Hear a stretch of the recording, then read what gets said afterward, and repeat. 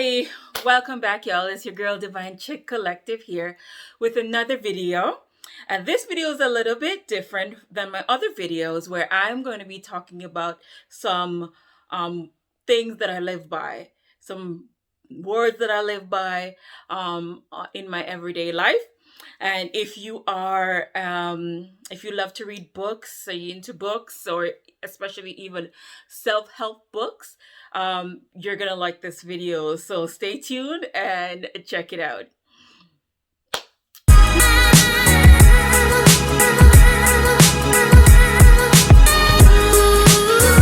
All right, guys. So I've been reading since I know myself. Ever since I was a little girl, I've been reading. And when I say reading, I don't necessarily mean, going to school and being given a passage and having to read that. No, I have been a full-fledged nerd all my life, like the entirety. And I love to read. And I think the reason why I love to read is because I've always loved learning and I love school. And in fact, I've started school before I was supposed to start school because I would cry to go with the teacher and she would take me to school with her. So that's where my love for learning and for reading has come from, at least where it was initiated. So anyways, not gonna rant on about me. If you want to check out a little bit more about me, then obviously check out my other videos as well. I'm going to talk about The Four Agreements by Don Miguel Ruiz.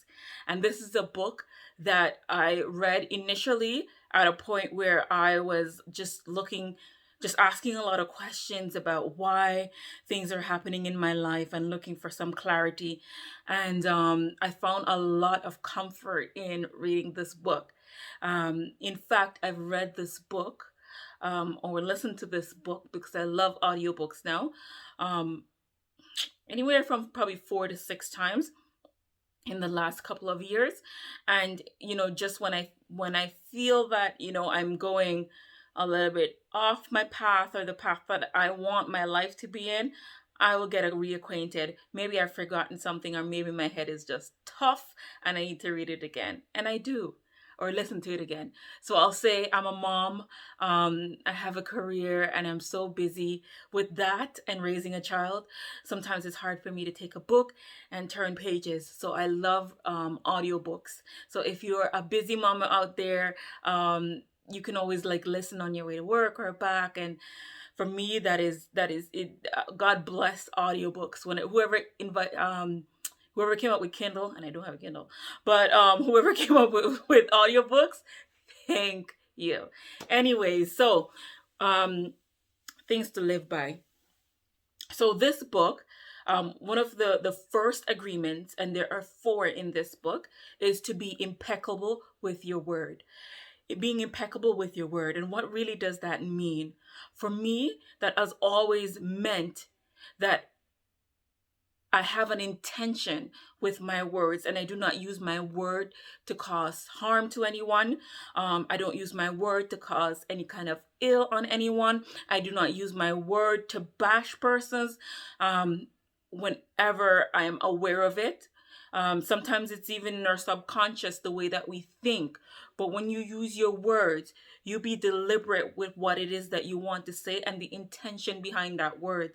And if you are saying something that really is not your intention, choose different words. Impeccability, right? With your words. And I think about at times in my life where others' words have caused harm to me, where it has been something about who I am, the way I look, the way I behave, who they think that I am. People's words at different points have caused harm to me, have caused me a lot of damage, a lot of baggage, where I carry forth what others think of me. And sometimes what others think of you, at some point, they can become your truth. And I appeal to you tonight, if or whenever you're watching this video, that if you are that person who sometimes take on the emotions of others, um and really pay a lot of attention and give a lot of credence to what people say, I implore you to let it go. Be impeccable with what you speak, okay? But you cannot control what others say, and do not give life when someone comes with their words to tear you down. Be impeccable with your word.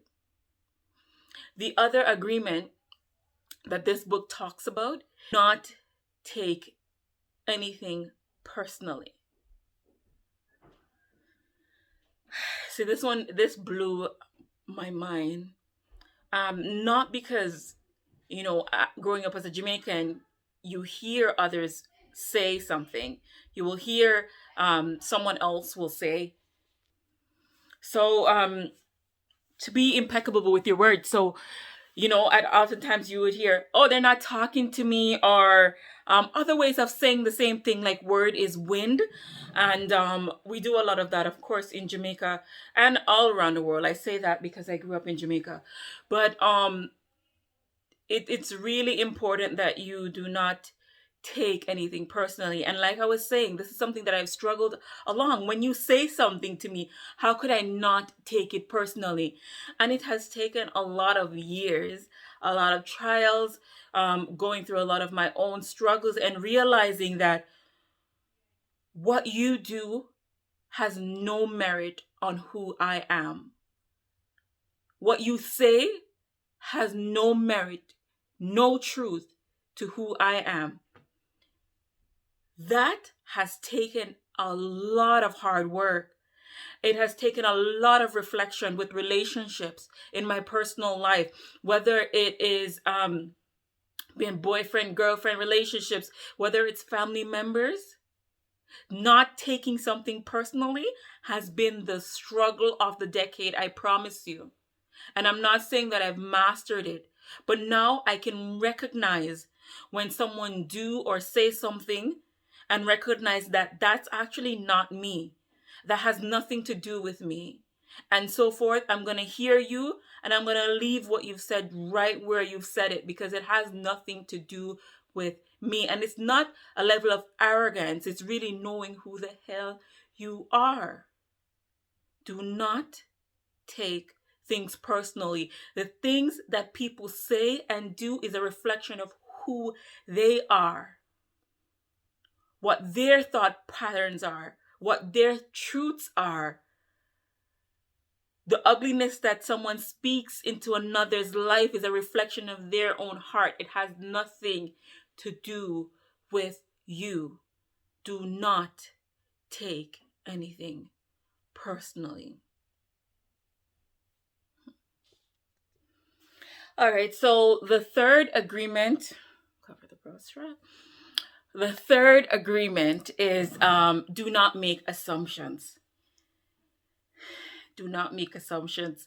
When I actually read this agreement, I realized how much in my life I had made a lot of assumptions. A lot of assumptions. And I swear, if I could go back and make better decisions, I would. But I've made a lot of assumptions in my life, and they have changed the trajectory of my life because of that.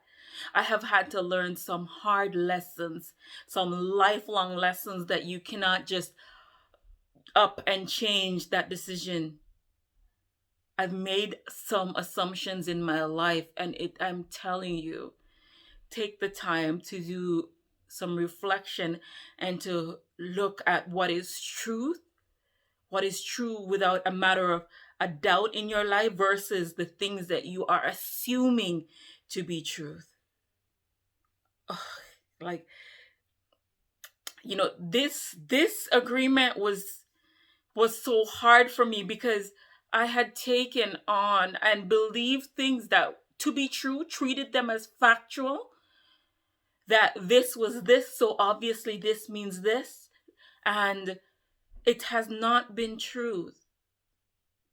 especially especially in relationships. And i'm so I'm so private, but I also try to be so transparent with you guys, and and hopefully somebody can benefit from my transparency. But I've made some assumptions about relationships, and where relationships were going, because there was a preceding event before that. So obviously it must mean that, well, we're in love, or we're on the same page, we're going to be married or living with a person means this. And you cannot make those don't make those mistakes, baby.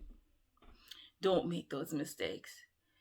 And sometimes, even when you're completely upfront and you ask the right question, sometimes you will get an answer that is is a just only an answer and not the truth. So while I say do not make any assumptions, I'm also saying to use all of your faculties when you hear and when you see things, not just what your eyes can see or what your ears can hear, but also even your intuition and what that tells you.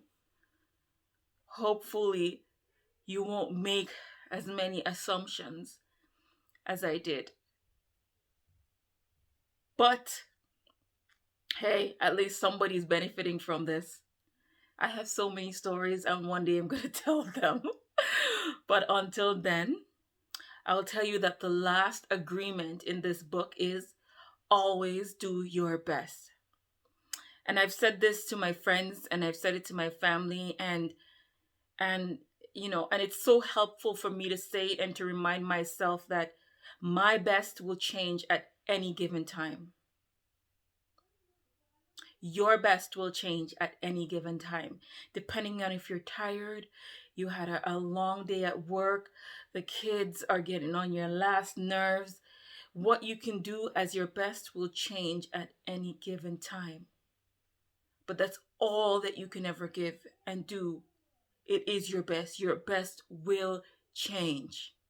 And if you can go and lie down at the end of the night and go to sleep, knowing that you've put all the effort you can into anything, into your family, into your relationships, into your job, into the things in your church, whatever is important to you, when you can go to sleep and know, you know what, I tried my best today. And you know what, I'm going to get up and I'm going to do it again tomorrow. Nothing beats perseverance. So in everything that you do, always do your best. Now, if you're looking for a book to read, if you're having particular struggles and you're seeking answers yourself, The Four Agreements is a wonderful book to read or to listen to an audiobook. It has provided so much clarity in my life. And like I said, whenever I get into that spot or that time, I read or I listen to it again. It never gets old to me. Anyways, I hope you guys are all doing well.